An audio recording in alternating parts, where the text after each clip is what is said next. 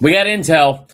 We go behind enemy lines, talk to some people from other schools, also in the mix with Josh Dobson, and tell you what we're hearing leading up to his commitment date coming up. Plus, South Carolina lands 2 football recruits yesterday, as we're recording this, and lands another big-time baseball commit out of the transfer portal today. We will tell you about the potential new starting shortstop who, oh, by the way, is playing with Team USA right now as well. Locked On Gamecocks starts right now. You are Locked On Gamecocks, your daily podcast on the South Carolina Gamecocks, part of the Locked On Podcast Network, your team every day. What's up, guys? I'm Chris Marler, host of the Locked On Gamecocks podcast, part of the Locked On Sports Podcast Network, now the #1 sports podcast network in America. We have you to thank for that. We have you to thank for today's show. We got a good one for you. We're going to kind of be bouncing all over the place. But we got some football stuff. We got some football recruiting. We also have another big commit out of the transfer portal for baseball. Kevin Schnall continues to be on a tear, but we're going to start. By the way, and also we've got some more defensive preview stuff in the for the upcoming season, and talking about who I think could be a breakout player in an article I wrote today, and we'll talk about all that. But we're going to start with the recruiting stuff, and we've talked a lot about this. If you missed yesterday's show, I encourage you to go back and listen to it. Kind of wild. We had I started recording it, and then there's a commit flip in the middle of the show, and we'll get into all that as well. James Ross, who commits yesterday, as well as a 4-star receiver flipping from Kentucky. It was a really big day. But the big one I feel like that everyone's kind of locked in on, right? And I not, pardon the pun for locked on.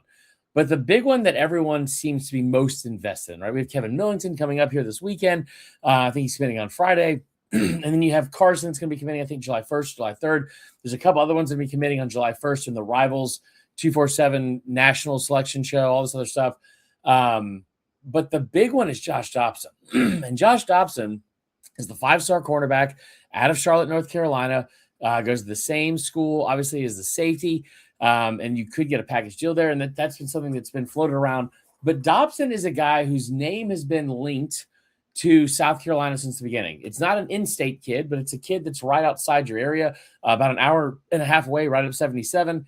And by all means, fits the mold of what you want in general, not just because he's a 5-star, right? He's clearly got elite skills, but 6'1", 190 pounds, 195 pounds, like thick, tall, like lengthy, athletic, all those things, right? He fits the mold. And oh, by the way, he's one of the most elite defensive backs in this year's class, which is saying something because there's a lot of really good cornerbacks in this year's class.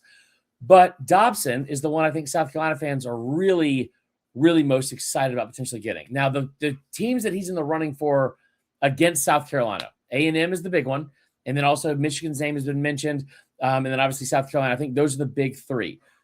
The concern right off the bat was I told you this when it said A&M was his leader, is I think that the financial part of this is going to play a big role in it, right? That having the ability to be able to match what he wants NIL-wise. Now, I want to start here by saying that seemed obvious when Michigan came into play, right? Remember, he was also a potential lean to LSU for a long time. And then I can tell you firsthand that the NIL funds that they were working with in comparison to what they wanted to offer him were not matching. Like Kiffin he's going to spend a lot of money, but they're already spending like 40-something million, 43 million on this year's roster. They weren't willing to go spend that on that kid, especially an out-of-state guy, when they have like 5-stars in the state of Louisiana this year. So that's when that fell apart. And then it was the big 3, A&M, Michigan, and South Carolina. I think the big 2 are A&M and South Carolina. So the intel that I have is this. I said this from the beginning, and I'll tell you what some of the market value for cornerbacks in this year's class is. The #1 quarterback, the Meredith kid that's committed to Texas. From what I was told, and I trust the source very, very well, he said the offer that Texas gave him to get the commit was 1.7 for 2 years, but 1.7 per year.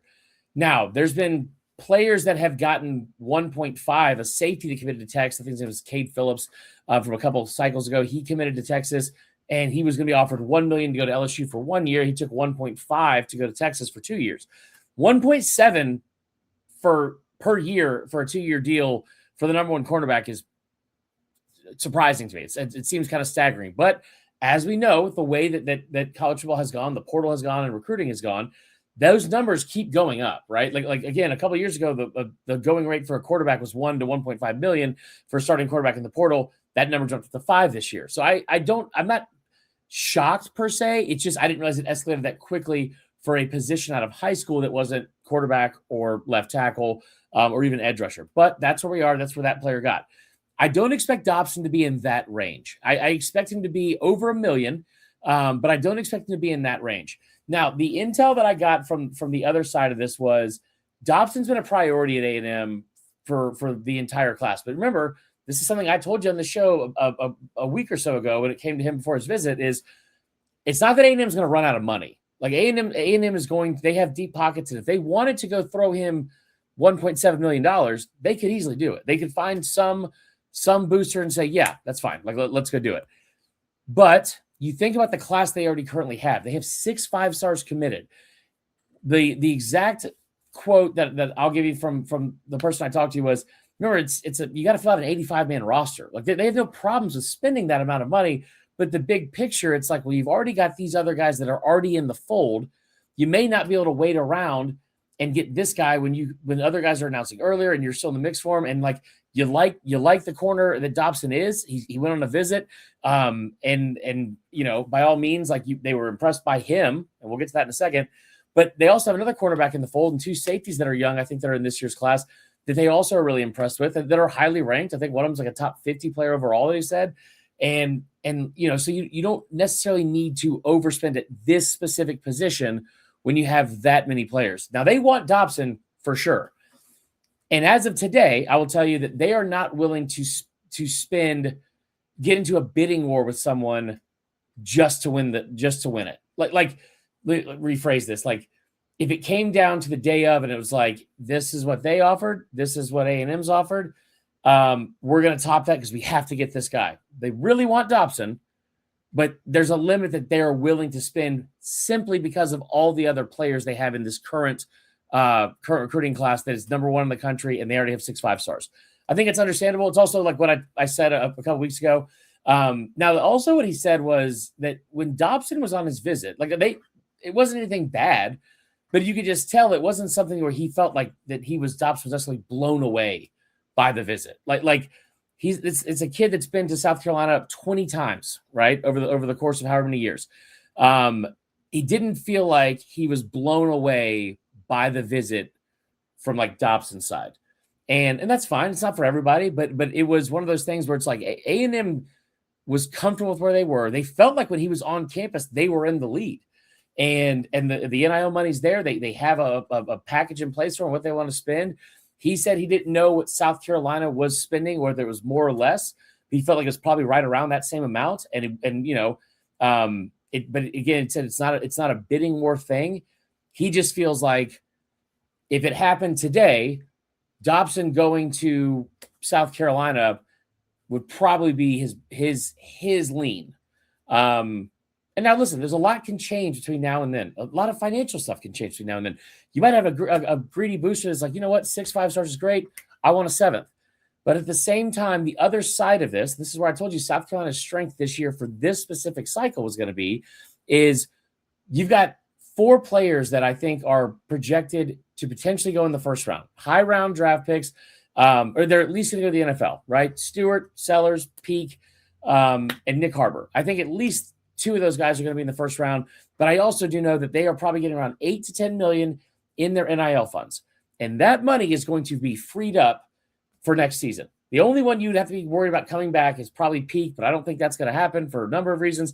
He is projected to go in the first round by several scouts. That money is going to be freed up because Stewart is gone for sure. Sellers is gone for sure. And then you have Peak and Harbor. Harbor's out of eligibility. So that money's going to come free, and now you've got somewhere to spend it, and you're finally in a place where, hey, if you want to go throw a bag at somebody, you're in a position to do it.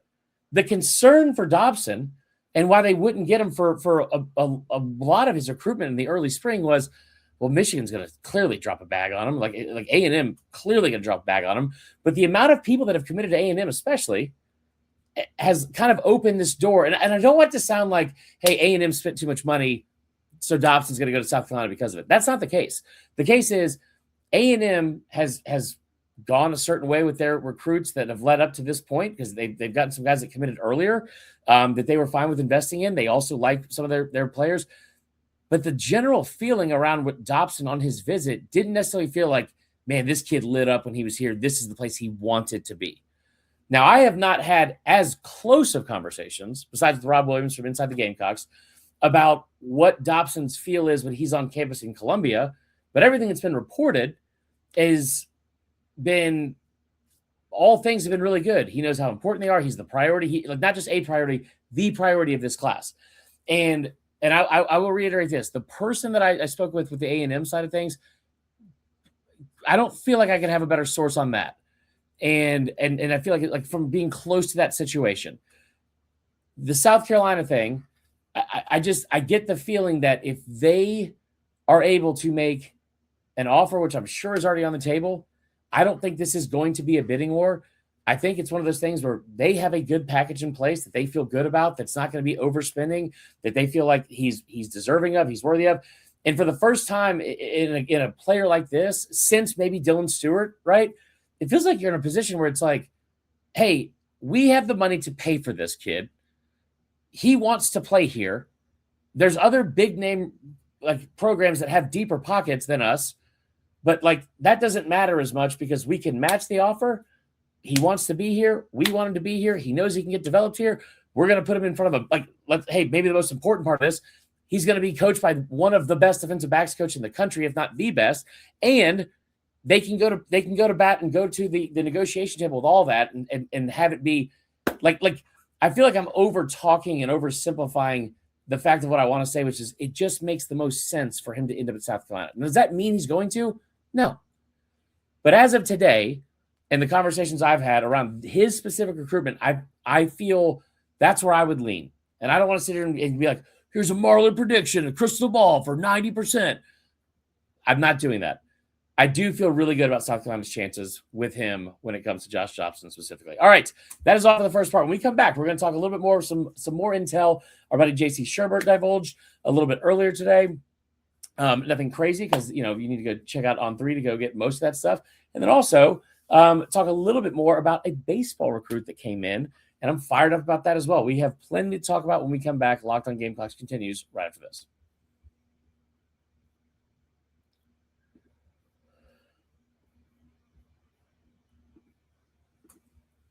All right, before we come back and discuss more and switch sports a little bit, I do want to tell you about our friends at Odoo. Listen, running a business shouldn't feel like you're trying to connect a bunch of systems that were never designed to work together. One app for accounting, another for inventory, another for sales, and somehow none of them talk to each other. That's where Odoo comes in. Odoo is an all-in-one business management software that brings every part of your business together in one powerful platform. From sales and accounting to inventory and marketing, everything works in one place, helping your team move faster, stay organized, and focus on growing the business instead of managing software. The best organizations know that success isn't just about talent. It's about having everyone work to get toward the same goal. And that's true in sports just as is in business. I tell you what, great organizations, like I said at the top, great organizations win mainly because operations matter, right? And that's why you should get Odoo. Try it for free today at odoo.com/lockedon. That's odoo.com/lockedon. odoo.com/lockedon. All right, we're back, and we're going to shift gears a little bit to a different sports, and then we're going to shift back to football. But I do want to focus in a little bit about another big commit that South Carolina got. We talked about the momentum that was happening in football, getting 2 commits in the same day. We still have several commits that are upcoming this week and then over the next 2 weeks especially. But it does feel like things are starting to pick up there. Baseball hasn't stopped. Kevin Schnall has hit the ground running, and things have not slowed down since he got here. It's been awesome. It's been awesome. I don't know what else you could have asked for him in his beginning, the start of his tenure here, right? It's kind of a not a dead period because it's a transfer portal, but it's an odd portal to try to navigate. You think about this. There's over 300 Division I teams. So you think, let alone how many there are in Division II. Now, there's a ton of that in college basketball as well. But you think about how all the players that came in from other schools or not from schools at all, and G League or overseas and all that kind of stuff. That's where a lot of that had to go, and it's still happening for basketball, and people still trying to navigate that. Football's easy. Football is, for the most part, it's other Power 4 teams, D1 schools. There's only 138 of them, and you just go find them. But now when you talk about the baseball part of this, you got kids that are still playing in regionals or super regionals and then going to Omaha. I think super regionals were in May, regionals were in May 30th. This thing opened on June 1st. And then you got kids going shipped off all over the country trying to go play summer ball. You get kids in the Cape, up and down I think the Coastal Plains League is still a thing. The Northwoods League. I mean, it's just, all over the country, kids playing that. And so you have to do some of the recruiting there, trying to get everyone there. It's chaos. What Kevin Schnall has done out of the gates has been really, really impressive. And then the kid he got today is one of the higher upside type players that I think that you will have in this entire class. That's saying a lot because you got some guys, especially on the mound, that have a tremendous upside. He went back to Wake Forest. I think he already got the catcher, Costello. His brother is also on campus visiting. But J.D. Stein is a shortstop. He's a true freshman this past year, or at least a freshman. He visited this week. He has 3 years of eligibility remaining, and has been really, really good in year one. Now, the numbers aren't going to jump off to you right at first, right? But I want you to hear me out and explain why you should be really excited about this. I mean, listen, played in 58 games. I'm not sure how many games he started, but he had 188 at-bats in that he hit 266. Now, that didn't jump off the page to me at first, but you also think that, like, the ACC is probably the closest league in terms of talent that there is to the SEC. Played on a Wake Forest team that was really competitive, really good. Very, very competitive from a team standpoint at Wake Forest. So what I mean by that is, just the at-bats and the experience you're getting from inter squads at that place, and the development, the analytics they have and the research they have. A lot of it's for pitchers, but it's a really, really high performance type place that he's coming from Wake Forest. Hit 266 with 5 home runs. May not sound crazy. I know KJ Scobie has put up really good, a lot better power numbers, but from an average standpoint, it wasn't much better this year. I don't think Scobie was much higher than that. And this is a kid that can step in right away and not only play for you right away, but also have at least 3 years of eligibility, more likely 2 if he ends up going to play in the major leagues or gets drafted in the Major League Baseball draft. Now, the other part of this is, I think currently he's out. I don't know where the location is, but they're doing a Team USA event. There's I forgot how many kids. There's 23 players in the SEC. I know that are competing for, a Team USA thing, and they're putting together a camp. I believe it's to go for the World Baseball Classic. I could be wrong, but they do this every year with summer ball with some of the best players around the country. A lot of big name players there, right? 5 home runs, 41 RBIs, 188 bats. He only struck out 37 times, which is still 1 in every 6, basically. But he also had 30 walks. And having almost the same amount or more walks as you had strikeouts as a true freshman at a high Power 4 level, that's really, really good. The bat-to-ball skills there are really, really good. Now, the concern here is the defense, and the defense was bad. If we're being honest, the defense was bad. 12 errors this season, not the most on the team, which is kind of crazy, but a 934 fielding percentage is not great. Just not great. He was a kid from Indiana. He was the number 1 shortstop in the state of Indiana, number 5 overall prospect there. But it gives you yet another big-time player. I think it's just 13 now that you brought in for the transfer portal, with still some work to do, and some other guys are going to go get. They have done a really, really good job, the staff has, of identifying talent of places I don't think South Carolina would have been in the mix for before. You think about last year, the resources they gave Paul Maneri to go out and sign the number 4 portal class. I don't know if you would have been as in the mix this year for a guy like this. And it's a kid with a very high ceiling that can step in right away at one of the most important positions on the team, that has Power 4 experience already, still very young, still yet to reach where he could be. And where do you see the most improvement usually for a guy like this? Usually it's year 1 to year 2, right? It's hard to go into your freshman year, no matter how good you are. It's hard to go in your freshman year and be not lose any sort of momentum or steam or face any sort of adversity, especially coming out of high school. Now that makes sense, but that's the reason why these kids play summer ball so long in the off season. But going in year 1 at that school and hitting 266, again, the walk to strikeout ratio was really, really impressive. With them almost being equal. I think the biggest jump you will see him make will be with this staff and being in a much better lineup. This is a guy that you can plug in right away and probably be a guy that's going to hit the top 6 of your lineup. Maybe a fire starter, pretty fast. Also sold 13 bases. I think he's got thrown out twice, but that was it. A guy you can put at the top of the lineup, maybe put him at the bottom, try to turn the lineup over. There's a lot of stuff there to like. So really, really good job. You talk to anyone from 64 Analytics, I believe the name of it. It's a baseball site it's lesser than Baseball America, less than Perfect Game, and things like that are due on baseball. But they are really, really big in the analytics and stuff and the rankings they have for the portal. Currently, South Carolina is ranked 10th in their overall class in the portal. 13 players in, 23 players out. The 23 players out is one of the most in the country. It is the most in the SEC still. But I think you got 4 of those players that are in the top 100 or top 250 that you're bringing in from this year's portal cycle. And that doesn't include a guy like Will Craddock, who's still on the board for you, and potentially the other Costello kid, the center fielder as well. So really good stuff out of there. Love to see it. Listen, we're having not internet issues. It's computer issues because my computer's just not charging anymore.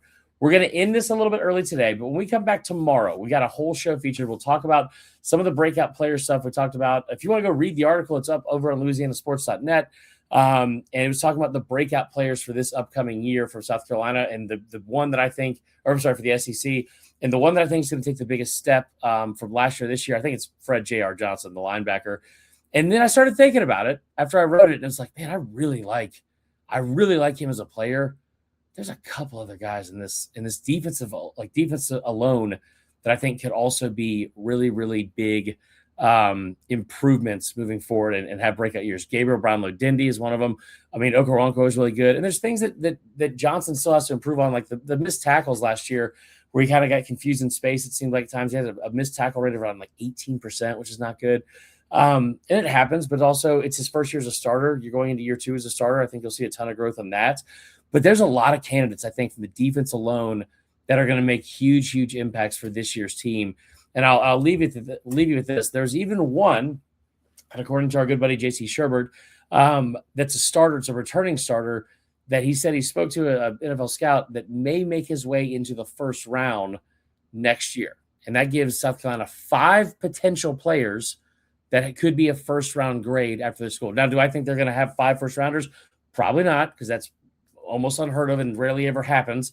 But there are 5 guys that are getting that type of hype and pub going into next year. So that is all for today's show. I appreciate you guys. I'm going to go try to figure out how to charge this stupid computer. Love y'all. Be safe. Be good to each other. Go Cox.